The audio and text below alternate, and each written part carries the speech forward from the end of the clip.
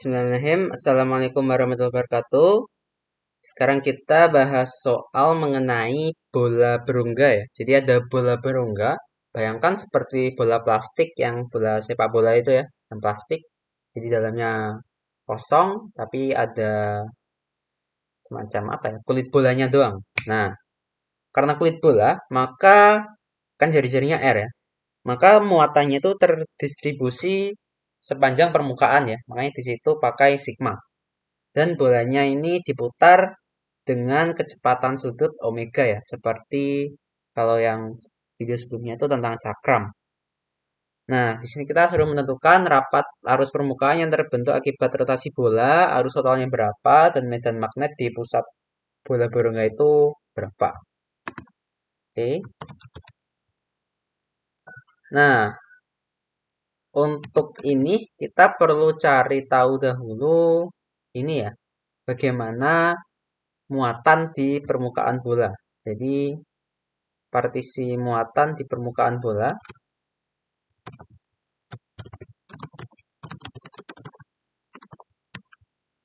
Nah, kalau untuk bola, untuk luasnya, partisinya pakai ini ya. Jadi kalau bola itu kan koordinat bola ya. Ya, ini anggap aja bola. Nah, kan jari-jarinya ya. Jari-jarinya udah ada. Nah, yang sudut ini, yang sudut apa ya istilahnya? Sudut lintang ya. Kalau di bumi, itu sudut theta dari kutub ke kutub. Lalu ada sudut yang muteri khatulistiwa. Nah, ini tuh jadi sudut sudut bujur ya. Ini sudut V. Atau jari-jarinya R. Jadi sudut V itu sudut bujur ya, memutari khatulistiwa kalau di bumi. Kalau sudut theta itu dari kutub utara ke selatan. Nah, untuk luas permukaan bola, jadi partisi ini kita mulai dari partisi luas permukaan bola saja dulu. Jadi untuk permukaan bola itu dA-nya sama dengan R sin theta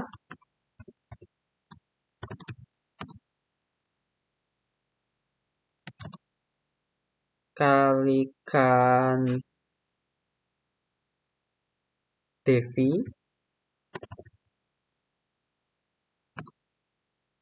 kemudian panjang kali lebar ya.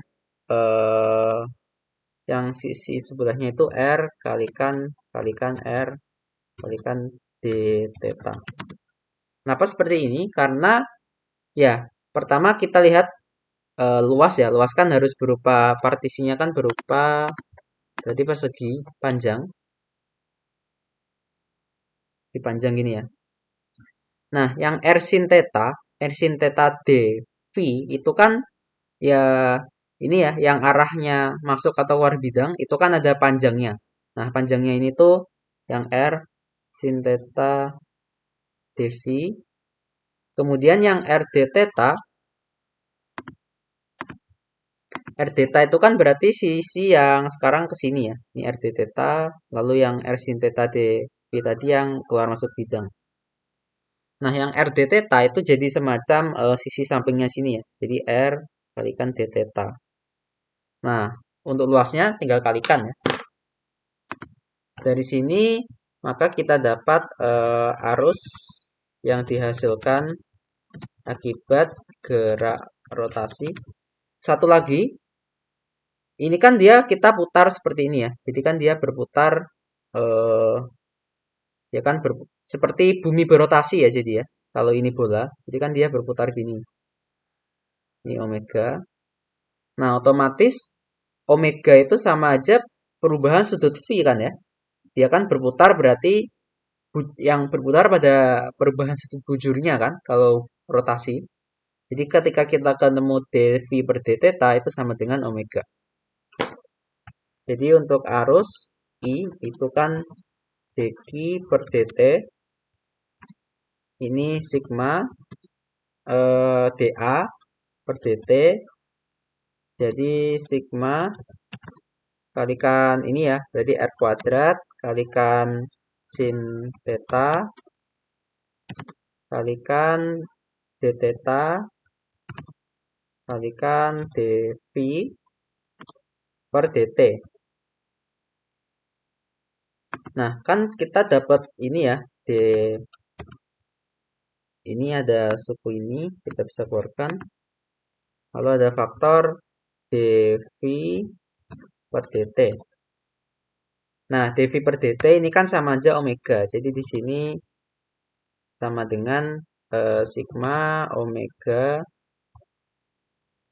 r kuadrat kalikan sin theta d theta.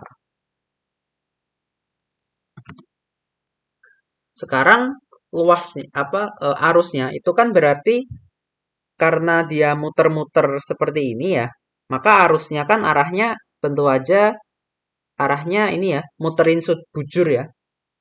Sesuai muter-muternya omega itu kan muterin bujur ya. Jadi untuk arusnya itu kalau dibayangkan seperti ini ya. Jadi kalau ini, nah arusnya itu dia seperti ini ya. Kalau di bola. Jadi arus yang dihasilkan itu seperti ini. Ininya. Nah, karena arusnya seperti ini, maka permukaan yang ditembus dia itu kan seperti ini ya. Lalu untuk maaf, ini kan rapat arus permukaan ya. Jadi kan kita harus cari kalau rapat arus permukaan itu kan DI per DL. Nah, kita perlu cari tahu panjang yang ditembus ya. Jadi panjang yang ditembus itu kan sama aja panjang yang seperti ini kan ya. Karena arusnya itu nembus ke dalam atau keluar bidang, jadi yang ditembus tuh panjangnya yang tegak lurus dia kan sama aja DL-nya ini DL-nya ya, sama dengan ini tuh panjangnya DL sama dengan R sin R d theta ya, karena sama aja yang sisi sini tadi kan R d theta ya. Berarti untuk rapat arus permukaan kita bagi K-nya ini I per R d theta. Jadi kita dapat K-nya ini adalah sigma omega R kalikan sin theta.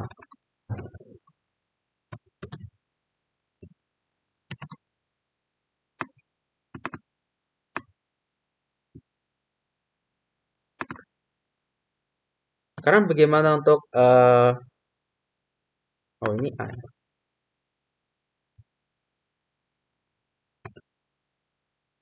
Untuk arus total, jadi arus total jumlahkan integrasikan ya, integralkan untuk keseluruhan sudut theta. Nah, sudut theta ini kan kalau di koordinat bola dari 0 menuju ini ya. Jadi dari 0 ke, nah kalau sudut di kutub ya itu kan ke pi. Artinya apa? Artinya untuk menghitung I total, berarti I-nya itu kita integralkan nanti dari 0 sampai pi.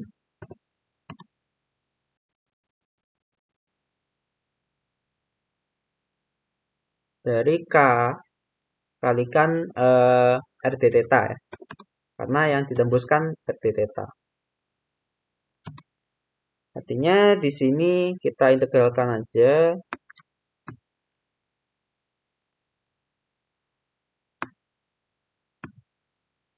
K-nya kita masukkan ini.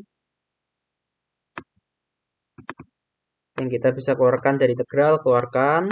Berarti ini I total ya. Ini I total.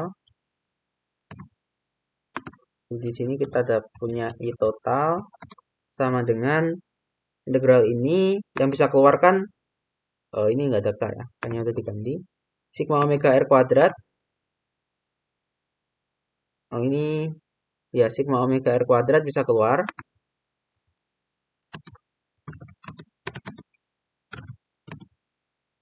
Kemudian, nah ada integral sin theta d theta ya.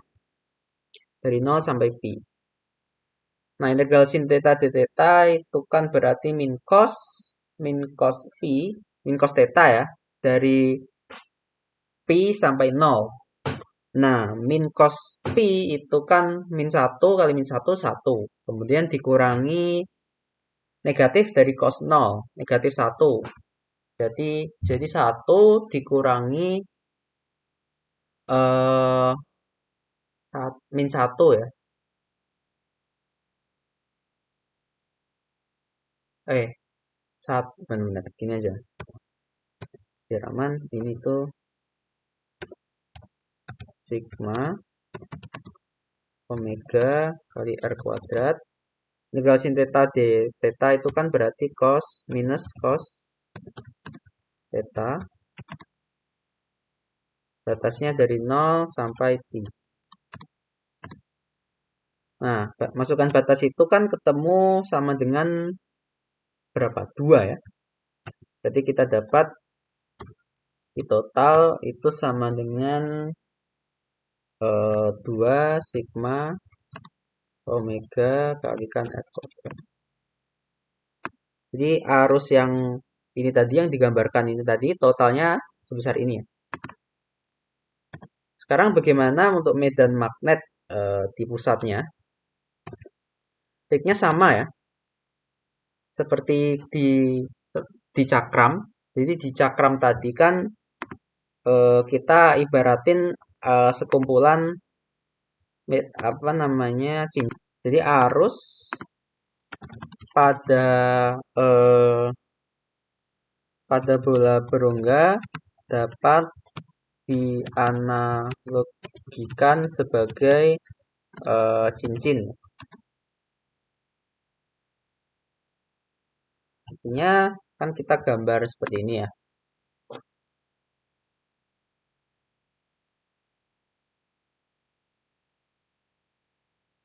Kan kita di pusat sini ya.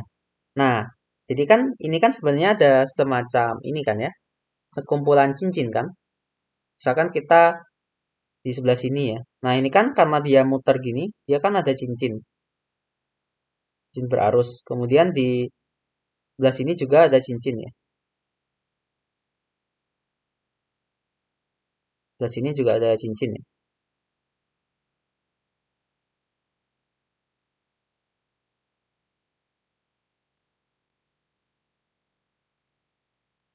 Sini juga ada cincin. Jadi ada cincin ya, dari bawah sampai ke atas ya, ke semua. Dari tetanya 0 sampai pi, itu ada cincin-cincin seperti ini. Nah, cincin ini kan berarti kalau acuan kita kan ini. Misalkan kita lihat cincin yang partisi ini ya. Nah, kita lihat dia itu sebagai cincin pada jarak Z ya. Jadi ini ada jaraknya. Jadi kalau kita ambil dia itu satu doang, ambil partisi cincin ya, seperti ini.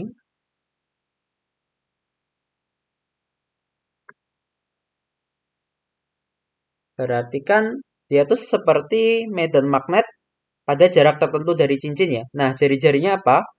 Ini kan theta ya. Ini kan R, ini kan theta. Jari-jari cincinnya itu bergantung theta ya. Jadi yang sebelah sini kan R sin theta. Lalu yang Z-nya itu kan berarti R cos theta.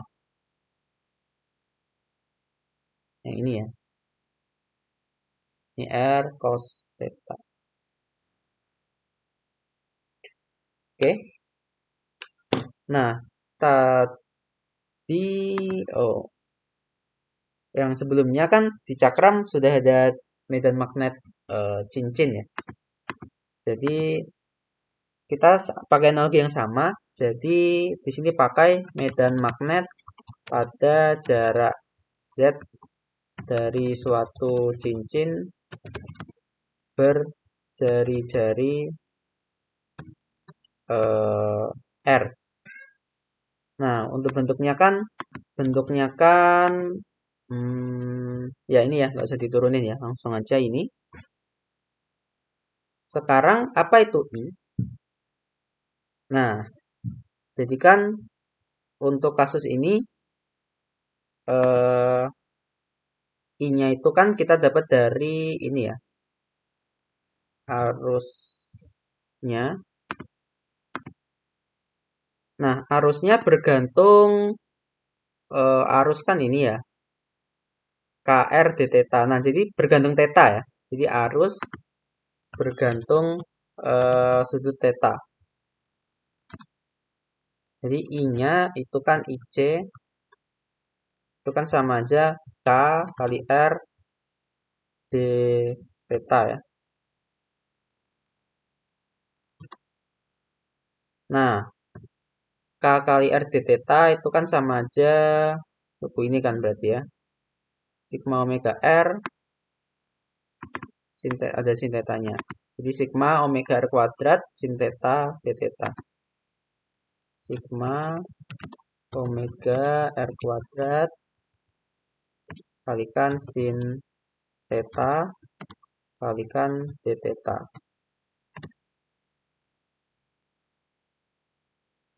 Jadi sehingga partisi medan magnet kita bisa rapikan dulu. DBC-nya IC-nya kita ganti ini ya, sigma omega R kuadrat sin theta d theta. Lalu R kuadrat, nah R-nya kan ini ya, R-nya R kecil itu kan berarti R sin theta ya, sesuai gambar yang sebelah kanan cincin-cincin ini. Jadi R kecilnya itu kan jari-jari cincin adalah R sin theta, Z-nya itu R cos theta. Ini sebelah sini itu R kuadrat kalikan sin kuadrat theta ya. Kemudian, nah R kuadrat plus Z kuadrat itu kan jarak ya. Jarak yang miring ini kan sama aja jari-jarinya ya. R kuadrat ya. Jadi ya kan Z-nya R cos theta dikuadratin. Kemudian R kecilnya itu R sin theta dikuadratin. Dijumlahkan sama dengan R kuadrat doang. 1. Jadi yang sebelah sini tuh sama aja. Ini kan sama dengan R kuadrat ya. Nah pangkat 3 berdua jadi R pangkat 3. Jadi DBC dirapiin lagi. Ini jadi ada eh, sigma omega R pangkat 1 ya. Per 2 kalikan ada sin pangkat 3 theta kalikan d theta. Nah, untuk medan magnet total tinggal integralin ya. Jadi B sama dengan integral dari dBc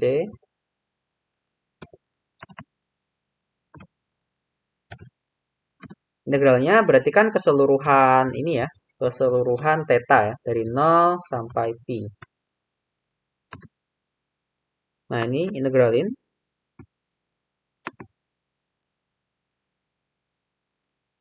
Nah, integral sin pangkat 3, ini kan sebentar, ini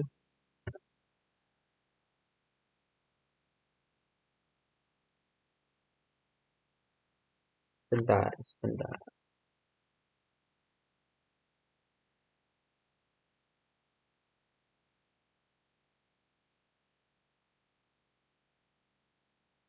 Oh ya, ini itu berarti sigma yang di luar per 2. Jadi ada integral dari nah, integralnya ini kita bisa ubah menjadi sin pangkat 3 itu kan ada sin kuadrat theta kalikan sin theta ya. Jadi ada 1 minus cos kuadrat theta. 1 minus cos kuadrat theta itu dari mana? Dari sin kuadrat theta ya. Kan sin pangkat 3. Aku pecah jadi sin kuadrat sama sin theta. Ini ada sin theta d theta.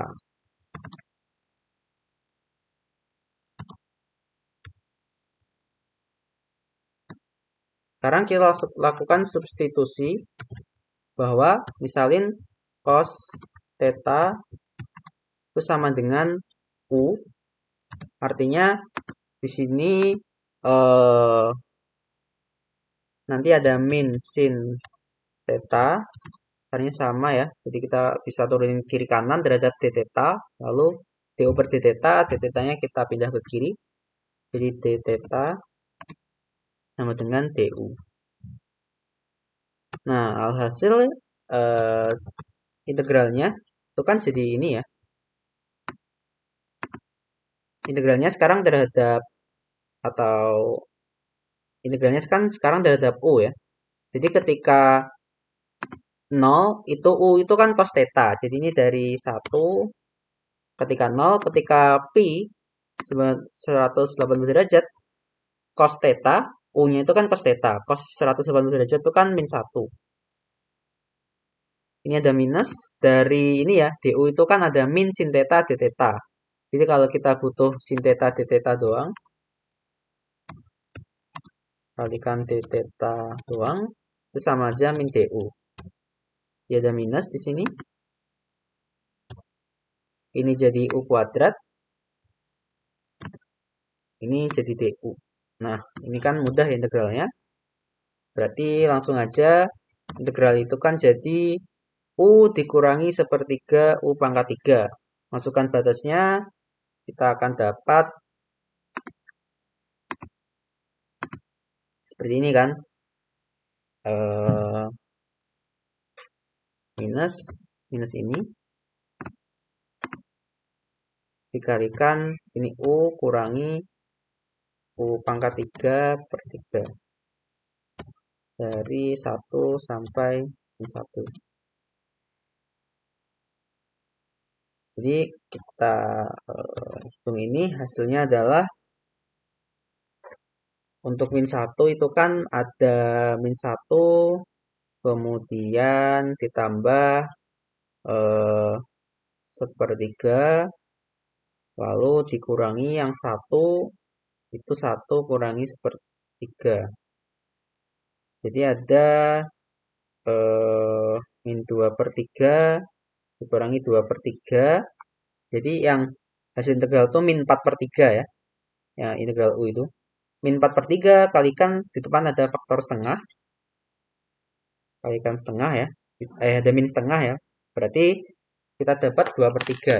B sama dengan 2 per 3 sigma omega R. Oke, berarti kita sudah dapat B-nya. Bentar, sepertinya ada yang ketinggalan ya. Ya, ini kurang mu 0. Kurang mu 0. Ini kurang mu 0. Ini juga kasih mu 0. Ini ada mu 0. Oke, berarti sudah terjawab ya B-nya. Sekian pembahasan soal kali ini. Terima kasih. Assalamualaikum warahmatullahi wabarakatuh.